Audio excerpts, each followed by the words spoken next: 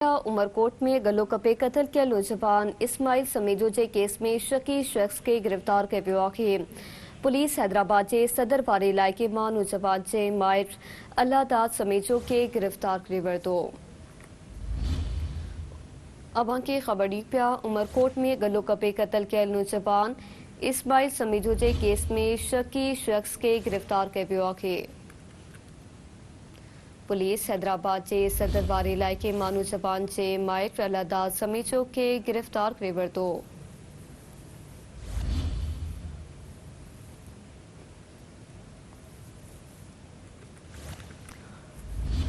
उमरकोट में गलो कपे कत्ल कयल नौजवान इस्माइल समेजो के केस में शकी शख्स के गिरफ्तार कयो वियो आहे। पुलिस हैदराबाद के सदर वारे इलाइक़े में नौजवान के माइट अल्लाहदाद समेजो के गिरफ्तार करे वरितो।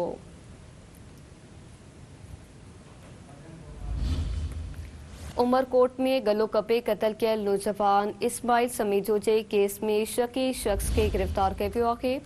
तफ़सील बाबकंदासी उमरकोट में Sindh TV news reporter Madan Gopal Khan. जी मदन आगा कजो।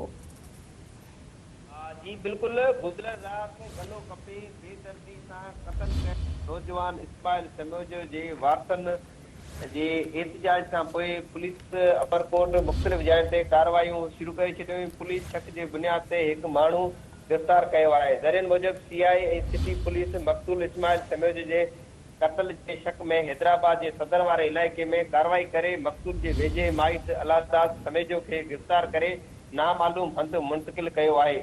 ऐं ॿुधायो वञे थो त मक़तूल इस्माइल समेजो वारसनि जे शक ऐं सीसीटीवी जे फुटेज जी मदद सां पुलिस अल्लाहदाद समेजो के हिरासत में जांच शुरू करे छॾी आहे। पुलिस ज़रियनि मूजिब वाक़े जो केस दाख़िल न थियण करे पुलिस जवाबदार जी गिरफ़्तारी ज़ाहिर न कई आहे। वाक़े जो केस दाख़िल थियण बैदि गिरफ़्तारी ज़ाहिर कई वेंदी। तव्हांखे ॿुधाईंदो हलां त गुज़िरियल ॾींहुं वारसनि पारां वाक़े ख़िलाफ़ 6 कलाक अलावाला चौक ते लाश रखी धरणो हयो वियो ऐं धरणे में एसएसपी उमरकोट फौजी वारसनि खां 5 ॾींहं जी मोहलत बैदि में धरणो ख़त्म कयो वियो ऐं काल खां उमरकोट पुलिस जवाबदार जी गिरफ़्तार लाइ मुख़्तलिफ़ जॻहियुनि ते छापा हणणु शुरू करे छॾिया हुआ। जी मेहरबानी।